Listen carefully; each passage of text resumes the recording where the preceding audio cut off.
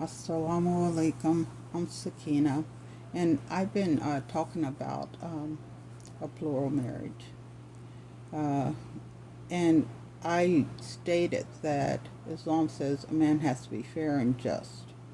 And I want to clear that up before I get beat up. And I think this is going to have to be in two parts because it's kind of lengthy. So in Surah An-Nisa, Allah says, marry the woman who pleases you, 2, 3, or 4. But if you fear that you will not be just, then marry only one. In the verse, Allah permits a Muslim man to marry more than one woman, but also adds the condition that the husband must be just and treat all the wives fairly.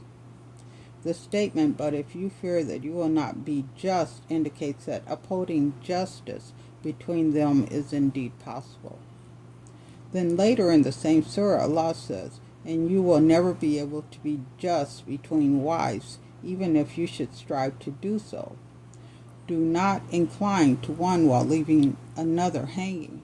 And if you amend your affairs and fear Allah, then indeed Allah is forgiving and merciful. Now, almost all the scholars of Tafsir agree that the verse, you will never be able to be just between the wives, means that the husband will never be able to love them all equally. Abu Hatim al-Razi narrated a statement from Ibn Abbas radiallahu anhum regarding this verse. He said the verse, you will never be able to be just between wives, means you cannot love them equally, and one will not be attracted to them the same. Now, even if the husband spends on his wives equally and gives the same amount of time to each, he may love one more than he loves the other. When explaining this verse, many scholars cited that Aisha radiallahu anha said the Prophet used to divide his time between his wives, and he was just in that. Then he would say, O Allah, this is what I have control over. Do not blame me for that which you have control and I do not.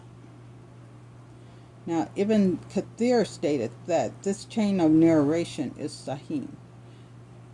Tirmidhi explained this narration and said that the Prophet's words that over which you have control and I do not means his heart.